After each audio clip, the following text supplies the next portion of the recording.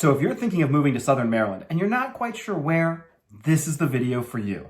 I'm going to talk about all three counties, Charles, Calvert, and St. Mary's, and I'm going to compare each one of them to find out which county is the absolute best county to live in. And it's going to depend based on what your own personal wants and needs are.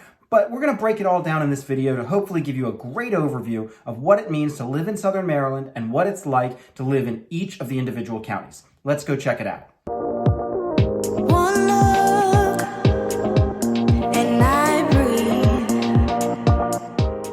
You know, if I had to pick a single word to best describe what it's like to live in Southern Maryland, it's really all about lifestyle.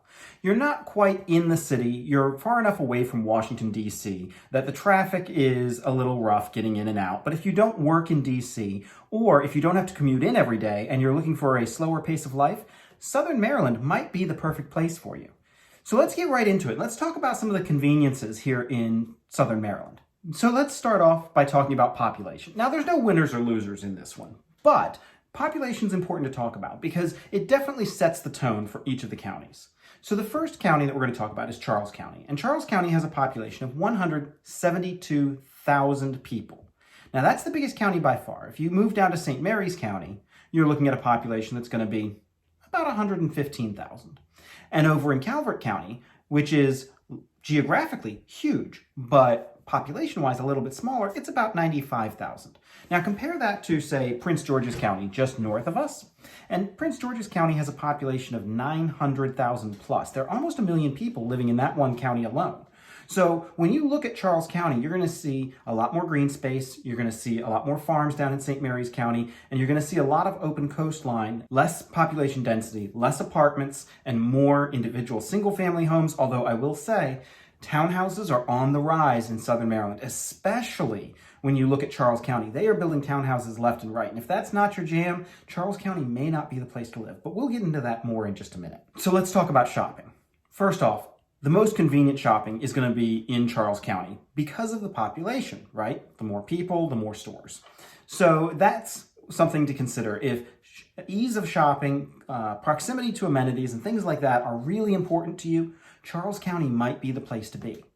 But I will say this, while Charles County does have the best shopping options when it comes to shopping local and shopping small business, I think Charles County is beat. When it comes to local shops, I think St. Mary's County has everybody else beat. And here's why I think they're the clear winner when it comes to comparing the counties.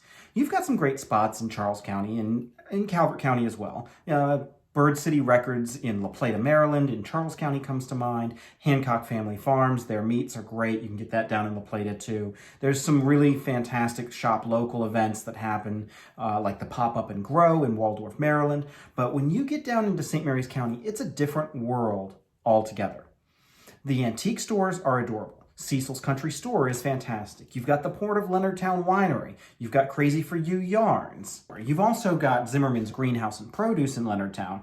And don't get me wrong, Calvert County, they have a great shopping district that I absolutely love over in the North Beach area. And while there's some really fantastic shops there, I don't think it compares to the local shopping options that you've got in California, Maryland, which is St. Mary's County, and Leonardtown, Maryland. So if you're looking for great local places to shop, those are the spots that I would check out. But I got to give the win to St. Mary's County on this one. So who's got the best commute? Well, I think this is a clear winner. If you're looking at moving to the Southern Maryland area because you want to commute into Washington, D.C., you're probably going to be looking at either Charles or Calvert County. And here's why.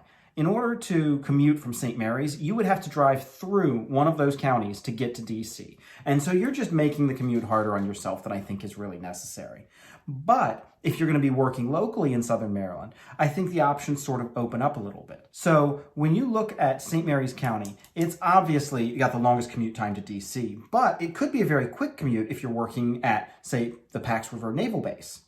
In addition, Calvert County has very close commuting options, although if you live in Calvert and you commute into St. Mary's, you're probably going to be crossing the Thomas Johnson Bridge, and that bridge is one lane each way. It gets jammed up all the time. There's accidents on the bridge that will completely shut it down, and then you've got a horrendous commute to get around it because you're passing over waterways. So I've got to give the win here probably to Calvert County, and simply because if it's a competition between Calvert and Charles, Well, Charles County, your two routes into Washington, D.C. are going to be either Route 5 or Route 210.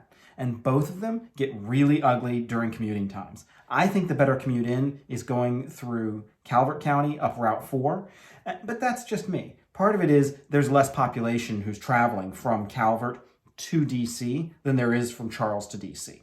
So I'm going to give the win to Calvert County here, although I'm sure someone's going to fight me on that. So who's got the best recreation? Well, I think this can be a toss-up. In Charles County, you've got a couple of clear-cut contenders for why Charles County should be considered the best recreation. Namely, you've got the Ghost Fleet of Mallows Bay. Great kayaking, really interesting scenery, and it's right at the end of the Indian Head Rail Trail, which is a 13-mile jogging path, which I absolutely love. I think it's fantastic that we have it here in the county, and we're really fortunate to have such a beautiful pathway that is as long as it is for recreational runners. However, when you move into Charles County, you're moving into that more dense population, which means that your recreation is less nature-based and it's more based off of businesses, shops, things like that. So you've got Sky Zone Trampoline Park and you've got Bad Axe throwing. So there are lots of things to do that you don't necessarily have in Calvert or St. Mary's, but it's going to be a toss-up. I love nature, so I have to give an edge to Calvert County specifically. And don't get me wrong, St. Mary's, I'll get to you in a minute. But Calvert County has Calvert Cliffs, which is a great place to go hiking, find shark's teeth, sea glass, things like that. And there's just so much water-based recreation. And having grown up in this area, I really love being able to go out on a boat, go fishing, go crabbing. All of those things are abundantly available in all of 3 of the counties, but more so in Calvert just because of the sheer volume of waterfront that they have. So I'm going to give the win on this one to Calvert County just because they've got so much waterfront, and that's my personal preference. But I'd love to hear in the comments what you guys think. So who gives off the best small town vibes? Well, this is going to be an interesting one because I've selected 3 small towns, in one for each county, and here's what they are. First, in Charles County, you've got Indian Head. In St. Mary's County, you've got Leonardtown. And in Calvert County, you've got Solomon's Island.